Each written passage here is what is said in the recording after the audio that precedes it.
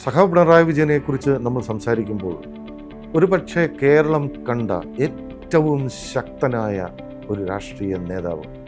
അദ്ദേഹം മുഖ്യമന്ത്രിയായി മാത്രമല്ല, ഒരു കേരളത്തിലെ ഏറ്റവും വലിയ രാഷ്ട്രീയ പാർട്ടിയുടെ CPMൻ്റെ സംസ്ഥാന സെക്രട്ടറിയായി അദ്ദേഹം ഇരിക്കുന്ന കാലം മുതൽ ഇങ്ങോട്ട് കഴിഞ്ഞ 10 വർഷം കേരളത്തെ ഭരിച്ച മുഖ്യമന്ത്രി എന്ന നിലയിലും കേരളം കണ്ടതിൽ വെച്ച് ഏറ്റവും ശക്തനായ ഭരണാധികാരി എന്ന് ഞാൻ വീണ്ടും പറയുകയാണ്. ഇത്രയും ശക്തനായ, ആരുടെ മുമ്പിലും കീഴടങ്ങാത്ത, ആരുടെ മുമ്പിലും തലകുനിക്കാത്ത ആ ശക്തനായ ഭരണാധികാരിക്ക് ചേർന്ന പദവിയാണോ പ്രതിപക്ഷ നേതാവ്? അതായത് പ്രതിപക്ഷ നേതാവ് സ്ഥാനത്തേക്ക് നിയമിതനായ പാർട്ടി നിയമിച്ച സഖാവ് പിണറായി വിജയനെ രണ്ട് സൈഡിൽ നിന്നും ആക്രമിക്കുന്ന അല്ലെങ്കിൽ അദ്ദേഹത്തെ സപ്പോർട്ട് ചെയ്യുന്ന മറുവിഭാഗത്തെയുമാണ് നമുക്ക് കാണുന്നത്. നമസ്കാരം. ദെൻ ആൻഡ് ദെയർ ഒരിക്കൽ കൂടി എല്ലാ മാന്യപ്രേക്ഷകർക്കും സ്വാഗതം. അങ്ങനെ കേരളത്തിലെ ജനങ്ങൾക്ക് കാത്തിരുന്ന ഓരോരോ ദിവസങ്ങളും കടന്നു പോവുകയാണ്. ഇന്ന് മന്ത്രിമാരെ ഓരോ സെക്ഷനായിട്ട് തിരിക്കുന്നു, ഓരോ സെക്ഷനായിട്ട് പ്രഖ്യാപിക്കുന്നു. എന്തായാലും അഭിമാനത്തോടു കൂടി ഇന്നിരിക്കുമ്പോൾ ഞാൻ പറയട്ടെ, മലനാട് TV പ്രെഡിക്റ്റ് ചെയ്ത മന്ത്രിമാർ അതേപോലെ തന്നെ ഓരോരുത്തരായി പേരുകൾ പുറത്തേക്ക് വരികയാണ്. സന്തോഷം, അഭിമാനം. എന്നാൽ ഇന്ന് നമ്മൾ ചർച്ച ചെയ്യുന്ന ഒരു വിഷയം, പ്രത്യേകിച്ച് ഈ ഒരു വിഷയം എടുക്കാൻ കാരണം കഴിഞ്ഞ 2 ദിവസമായി ഈ ഒരു വിഷയത്തിൽ പ്രമുഖ മാധ്യമങ്ങളൊക്കെയും വിഷ്വൽ മീഡിയ, വലിയ ചാനലുകളൊക്കെയും വളരെ ശക്തമായ ഭാഷയിൽ വിമർശനങ്ങൾ കൊണ്ട് പൊതിയുന്ന ഒരു രാഷ്ട്രീയ നേതാവിനെയാണ് ഞാൻ കണ്ടത്. അതായത് പ്രതിപക്ഷ നേതാവ് സ്ഥാനത്തേക്ക് നിയമിതനായ പാർട്ടി നിയമിച്ച സഖാവ് പിണറായി വിജയനെ രണ്ട് സൈഡിൽ നിന്നും ആക്രമിക്കുന്ന അല്ലെങ്കിൽ അദ്ദേഹത്തെ സപ്പോർട്ട് ചെയ്യുന്ന മറുവിഭാഗത്തെയുമാണ് നമുക്ക് കാണുന്നത്. എന്താണ് യാഥാർത്ഥ്യം? ആ ഒരു യാഥാർത്ഥ്യത്തിലേക്ക് നമുക്ക് ചെറുകിയൊന്ന് ഇറങ്ങിച്ചെല്ലാം. എൻ്റേതായ ഒരു കാഴ്ചപ്പാടിൽ സഖാവ് പിണറായി വിജയനെക്കുറിച്ച് നമ്മൾ സംസാരിക്കുമ്പോൾ ഒരുപക്ഷെ കേരളം കണ്ട ഏറ്റവും ശക്തനായ ഒരു രാഷ്ട്രീയ നേതാവ്. അദ്ദേഹം മുഖ്യമന്ത്രിയായി മാത്രമല്ല, ഒരു കേരളത്തിലെ ഏറ്റവും വലിയ രാഷ്ട്രീയ പാർട്ടിയുടെ CPMൻ്റെ സംസ്ഥാന സെക്രട്ടറിയായി അദ്ദേഹം ഇരിക്കുന്ന കാലം മുതൽ ഇങ്ങോട്ട് കഴിഞ്ഞ 10 വർഷം കേരളത്തെ ഭരിച്ച മുഖ്യമന്ത്രി എന്ന നിലയിലും കേരളം കണ്ടതിൽ വെച്ച് ഏറ്റവും ശക്തനായ ഭരണാധികാരി എന്ന് ഞാൻ വീണ്ടും പറയുകയാണ്. അതിന് കാരണം 1998 അദ്ദേഹം CPMൻ്റെ സംസ്ഥാന സെക്രട്ടറിയായി അവിചാരിതമായി കടന്നു വരികയും ശ്രീ അച്യുതാനന്ദൻ അദ്ദേഹത്തെ നോമിനേറ്റ് ചെയ്ത് അദ്ദേഹം അധികാരത്തിലേക്ക് കടന്നു വന്നു. പിന്നീട് ഇങ്ങോട്ട് കണ്ടത് പിണറായി വിജയൻ എന്ന ഒരു രാഷ്ട്രീയ നേതാവിൻ്റെ ഒരു ഉദയമായിരുന്നു. ഒരുപക്ഷെ പാർട്ടിയെ തന്നെ കീഴടക്കുന്ന ഒരു നേതാവ്, എതിരാളികളെ എല്ലാം നിഷ്പ്രഭരാക്കി അദ്ദേഹത്തിൻ്റെ ശക്തമായ ആ ഒരു സ്വഭാവം, ആർക്കും വഴങ്ങാത്ത എന്നാൽ എടുക്കുന്ന നിലപാടുകളിൽ ഉറച്ച ആ ഒരു വലിയ നേതാവ് നമ്മൾ പിന്നീട് അത്രയും കാലം, ഓൾമോസ്റ്റ് ഒരു 18 വർഷം അദ്ദേഹം എൻ്റെ ഓർമ്മ ശരിയാണെങ്കിൽ 2014 വരെ അദ്ദേഹം ആ പാർട്ടിയുടെ, അതായത് CPMൻ്റെ ശക്തനായ സെക്രട്ടറി ആയിട്ട് തുടർന്നു. അതിനുശേഷം അദ്ദേഹം 2016 കേരള മുഖ്യമന്ത്രിയായി സത്യപ്രതിജ്ഞ ചെയ്ത് മറ്റൊരു കാലഘട്ടത്തെ തുറക്കുകയായിരുന്നു. അന്നുവരെ കേരളം കണ്ടതിൽ നിന്ന് വ്യത്യസ്തനായ ഒരു മുഖ്യമന്ത്രി എന്ന് പറഞ്ഞാൽ അധികം ആരോടും സംസാരിക്കാത്ത, എന്നാൽ എപ്പോഴും മുഖത്ത് ഒരു ഒരു ഒരു ഒരു എന്താ ഭയപ്പെടുത്തുന്ന ഭാവമുള്ള, അല്ലെങ്കിൽ ഇപ്പോൾ സോക്കോൾ എല്ലാവരും പറയുന്ന ഒരു ധാർഷ്ട്യത്തിൻ്റെ അല്ലെങ്കിൽ ഒരു ധൂർത്തിൻ്റെ ഒരു പ്രതീകമായി മാറിയ മുഖ്യമന്ത്രി എന്ന് മറ്റുള്ളവർ ആരോപിക്കുന്നു. സത്യമാണോ? നമുക്ക് അതിലേക്ക് ഒന്ന് കടന്നു ചെല്ലാം. എന്തുകൊണ്ടാണ് ഇപ്പോൾ നമ്മുടെ ടൈറ്റിൽ കാണിക്കുന്ന പോലെ അദ്ദേഹം പ്രതിപക്ഷ നേതാവ് സ്ഥാനം ഏറ്റെടുക്കരുത് എന്ന് പറയുന്നത്? അല്ലെങ്കിൽ അത് തെറ്റോ ശരിയോ? എൻ്റെ ഒരു അഭിപ്രായത്തിൽ അദ്ദേഹം കഴിഞ്ഞ 10 വർഷം നേരിട്ട ഒരു പ്രതിപക്ഷത്തെ ഉണ്ട്. ആ പ്രതിപക്ഷം ഭരണപക്ഷത്തേക്ക് മാറുമ്പോൾ ഇനി അദ്ദേഹത്തെ കാത്തിരിക്കുന്നത് എന്താണ്? ഒന്ന് ആലോചിച്ച് നോക്കിയാൽ ഒരു നിയോഗമായിരിക്കാം എന്ന് പറഞ്ഞാൽ 2 സീറ്റുകൾ തമ്മിൽ വെച്ചു മാറുന്നു, സതീശനും സഖാവ് പിണറായിയും.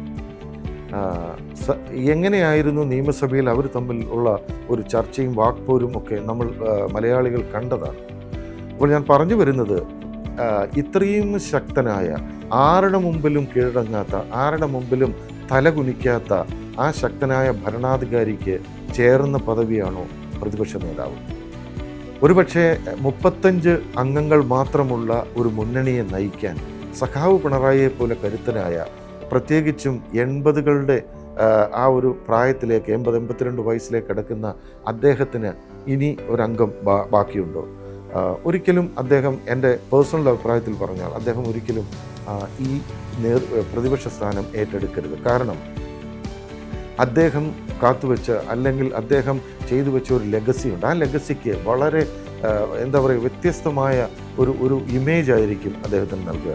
തന്നെയുമല്ല, സഖാവ് പിണറായി വിജയൻ നേരിടാൻ പോകുന്നത് 38ഓളം വരുന്ന ഏറ്റവും യുവ MLA-മാരാണ് ഭരണപക്ഷത്തുള്ളത്.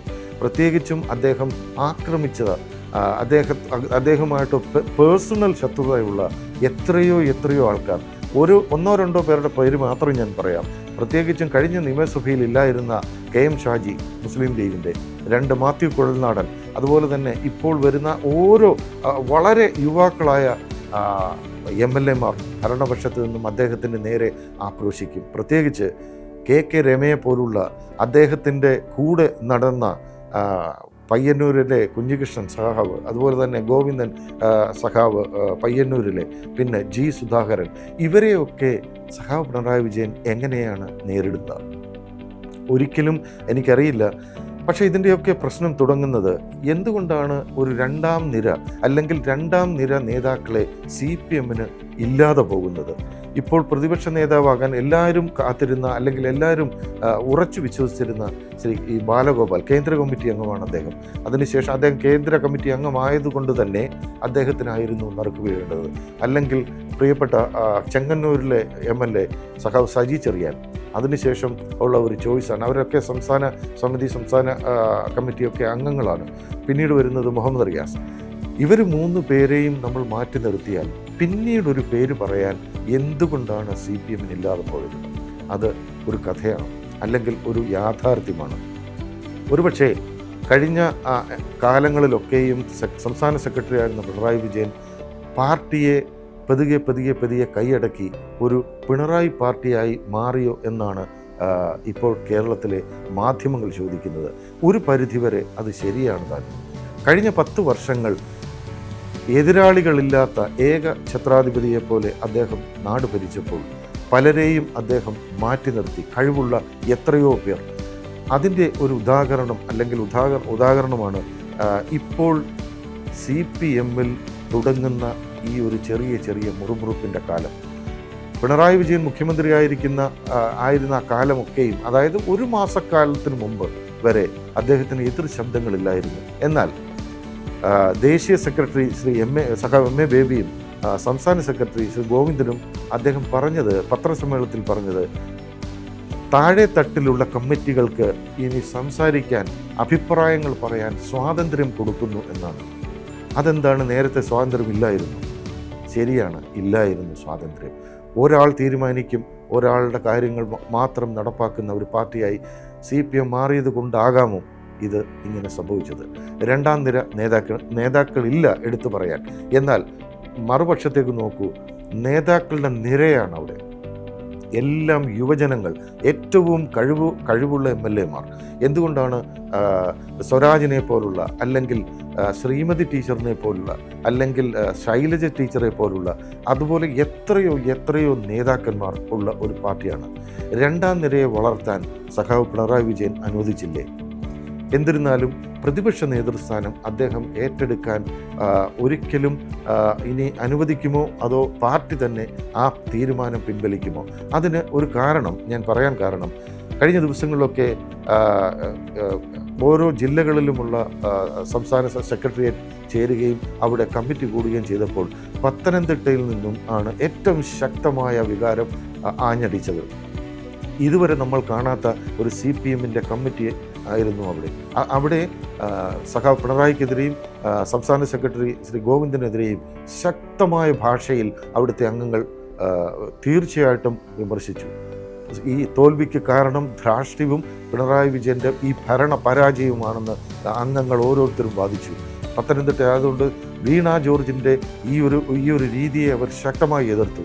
അതിനുശേഷം കണ്ണൂര്, അതായത് പാർട്ടിയുടെ കോട്ടയായ കണ്ണൂർ, ആ കണ്ണൂരിലെ ജില്ലാ കമ്മിറ്റിയിലും അവിടെ ശക്തമായ പ്രതിഷേധമോടെ ഉയരുന്നു. പിന്നീട് അത് വീണ്ടും പടരുകയാണ്. കൊല്ലത്ത് അവിടെയും ഇതുതന്നെയാണ് പറയുന്നത്. അതുകൊണ്ട് സഖാവ് പിണറായി വിജയനെ മാറ്റണമെന്ന ശക്തമായ നിർദ്ദേശങ്ങളാണ് ഓരോ കമ്മിറ്റികളും. ഒരുപക്ഷെ സഖാവ് ബേബി പറഞ്ഞ കാര്യങ്ങളിൽ ഇതാണോ ഒരു സ്വാതന്ത്ര്യം എന്ന് നിങ്ങളൊന്ന് ചിന്തിച്ച് നോക്കൂ. സ്വാതന്ത്ര്യം കിട്ടിയപ്പോൾ, അല്ലെങ്കിൽ നിങ്ങൾക്ക് പറയാം എന്ന് വന്നപ്പോൾ, ഓരോ കമ്മിറ്റിയിലെ താഴെ തട്ടിലുള്ള നേതാക്കന്മാർ, താഴെ തട്ടിലുള്ള സഖാക്കൾ പ്രതികരിച്ചു തുടങ്ങി. അതുകൊണ്ട് എൻ്റെ അഭിപ്രായത്തിൽ ഒരിക്കലും സഖാവ് പിണറായി വിജയൻ ഈ ഒരു സ്ഥാനം ഏറ്റെടുക്കരുത്. കാരണം അങ്ങയ്ക്ക് ഉള്ള ഒരു ലെഗസിയുണ്ട്. അങ്ങയുടെ ലെഗസി അങ്ങനെ തന്നെ ഇരിക്കണമെങ്കിൽ അങ്ങ് ഒരിക്കലും അത് ഏറ്റെടുക്കാതെ അങ്ങ് മാറി നിന്ന് പാർട്ടിയെ നയിക്കുകയാണ് ചെയ്യേണ്ടത്. ബാലഗോപാലിനെ പോലെ കഴിവുള്ള എത്രയോ നേതാക്കന്മാരുണ്ട്. തൽക്കാലം പുതിയൊരു തലമുറയെ, പുതിയൊരു നേതൃത്വ നിരയെ CPM മുന്നോട്ടേക്ക് കൊണ്ടുവരട്ടെ.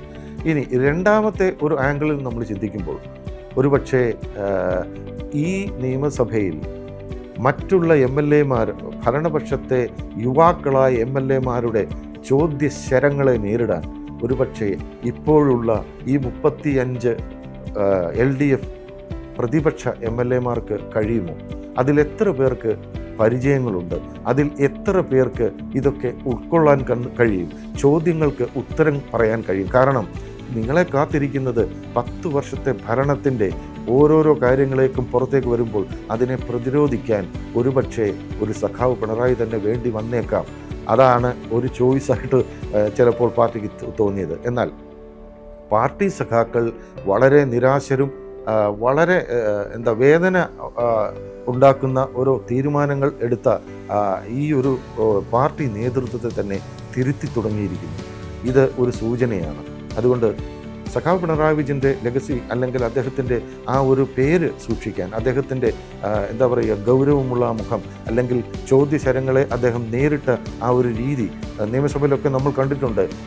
അദ്ദേഹത്തോട് ചോദിക്കുന്ന ഓരോ ചോദ്യങ്ങൾക്കും അദ്ദേഹം ശക്തമായ ഭാഷയിൽ മറുപടി പറഞ്ഞു. എന്നാൽ പ്രതിപക്ഷ നേതാവായിരിക്കുമ്പോൾ ആ പ്രിവിലേജ് അദ്ദേഹത്തിനില്ല.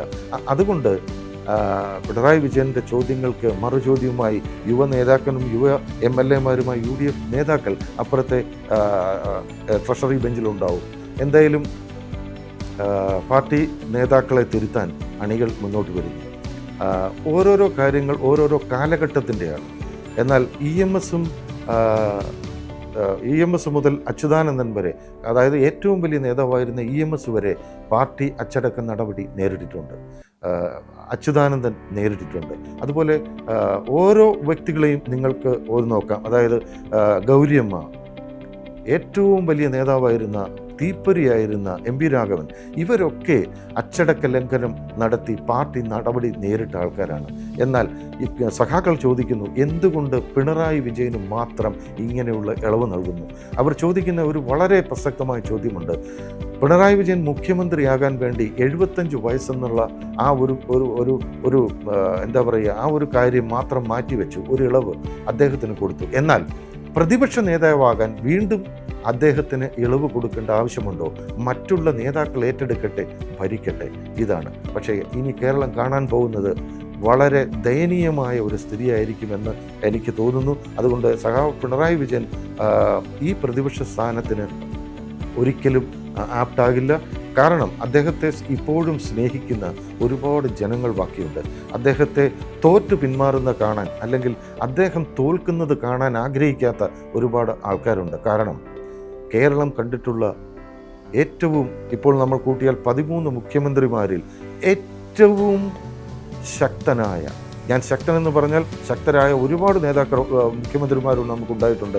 പ്രത്യേകിച്ച് കരുണാകരൻ മുതൽ EMS, അങ്ങനെ ഒരുപാട് EK നായനാർ, ഒരുപാട് പേരുണ്ടെങ്കിലും ഞാൻ ശക്തൻ എന്ന് ഉദ്ദേശിക്കുന്നത് അദ്ദേഹത്തിൻ്റെ ഒരു നോട്ടത്തിൽ പോലും അവിടെ തന്നെ നിന്ന് നിർത്താൻ കഴിയുന്ന, പറഞ്ഞ വാക്കുകൾ അത് തന്നെ പ്രാവർത്തികമാക്കാൻ അദ്ദേഹത്തിലോളം ഒരു കാര്യം അദ്ദേഹത്തിനില്ല.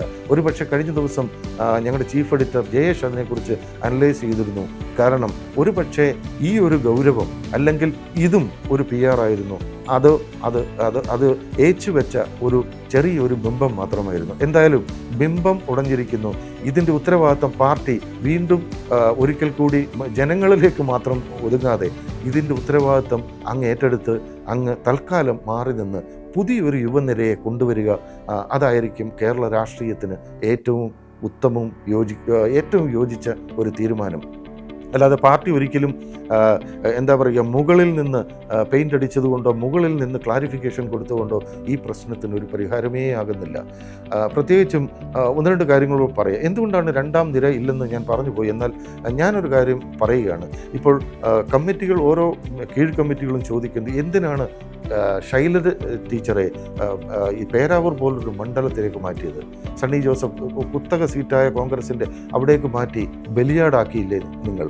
അതുപോലെ തന്നെ വീണ ജോർജിനെതിരെ അതിഗംഭീരമായ അതിഭയാനകമായ ഓരോ മന്ത്രിമാർക്കെതിരെയും വിമർശനങ്ങൾ അണികൾ അല്ലെങ്കിൽ സഖാക്കൾ, താഴെ തട്ടിലുള്ള സഖാക്കൾ വെക്കുന്നു.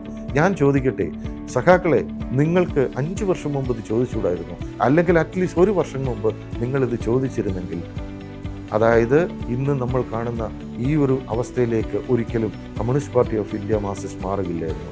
ഇനി ഒരു തിരിച്ചുവരവിനാണ് നിങ്ങൾ ശ്രമിക്കുന്നതെങ്കിൽ സഖാവ് പിണറായി വിജയൻ അവിടെ നിന്ന് നിങ്ങൾക്ക് എല്ലാ ഉപദേശങ്ങളും എല്ലാ നേതൃത്വ ഇതും നൽകി നിങ്ങളെ മുന്നോട്ട് നയിക്കാൻ എന്നാണ് എൻ്റെ തീരുമാനം. അതുകൊണ്ട് സഖാവ് പിണറായി വിജയൻ ഒരിക്കലും പ്രതിപക്ഷ നേതൃസ്ഥാനത്തിരുന്ന് ആ കസേരയിലിരുന്ന് അങ്ങ് ചോദ്യശരങ്ങളെ, അതായത് കഴിഞ്ഞ 10 വർഷത്തെ ഭരണത്തിൻ്റെ ഓരോ കണിക പോലും അങ്ങയുടെ നേരെ ശരങ്ങളായി പതിക്കുമ്പോൾ അങ്ങയ്ക്ക് അത് തടുക്കാനാകുമോ? ഒരുപക്ഷെ തടുക്കാനായില്ലെങ്കിൽ അങ്ങ് ഉണ്ടാക്കിയ ഒരു ഇമേജ് ഉണ്ട്, ഒരു ലെഗസി ഉണ്ട്, അത് നഷ്ടപ്പെടും.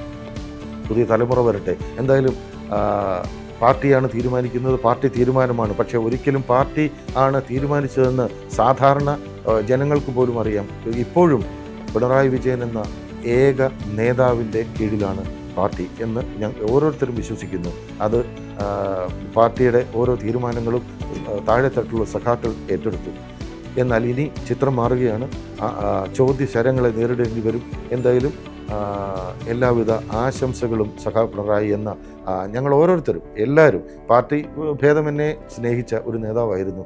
അദ്ദേഹത്തെ ഒരിക്കലും നിരാശനായി കാണാനോ അല്ലെങ്കിൽ അദ്ദേഹം തല താഴ്ത്തി നടക്കുന്നത് കാണാനോ ഒരിക്കലും ആഗ്രഹിക്കാത്ത ഒരുപാട് ആളുകൾ ഇന്നും കേരളത്തിലുണ്ട്. അതുകൊണ്ട് പ്രതിപക്ഷ നേതൃസ്ഥാനം അങ്ങയ്ക്ക് ഒരിക്കലും ഭൂഷണമല്ല. അങ്ങയെപ്പോലെ വലിയൊരു നേതാവിന് അത് ആവശ്യവുമില്ല. എന്തായാലും പാർട്ടിയെ മുന്നോട്ട് നയിക്കാൻ അങ്ങ് ഉണ്ടാകും. അതുപോലെ പാർട്ടിയുടെ തീരുമാനങ്ങൾ ഇനിയെങ്കിലും താഴെ തട്ടുള്ള സഖാക്കൾക്ക്, ബേബി സഖാവ് പറഞ്ഞ പോലെ തീരുമാനങ്ങൾ, അവരുടെ നിർദ്ദേശങ്ങൾ, അവരുടെ ഓരോരോ കാര്യങ്ങളും അവർക്ക് പറയാനുള്ള അഭിപ്രായ സ്വാതന്ത്ര്യവും നൽകി പാർട്ടി മുന്നോട്ട് പോട്ടെ.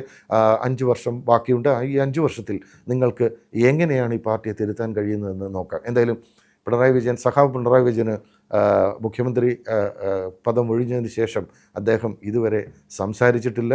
ഇന്നലെ വി.ഡി. സതീശനോടൊപ്പം നിന്ന് 2 വാക്ക് പോലും എന്ന് പറയാൻ കഴിയില്ല. എന്നാലും ഈ തോൽവിയുടെ ഉത്തരവാദിത്വം അല്ലെങ്കിൽ തോൽവിയുടെ കാരണങ്ങളോ ഇന്ന് വരെ ഇത്രയും ദിവസമായിട്ടും അദ്ദേഹം മീഡിയയോട് സംസാരിച്ചിട്ടില്ല.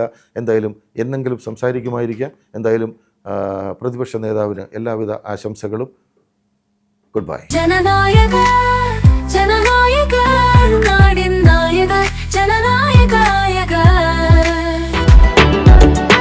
You are watching India's first NGO television, Malanadu TV India.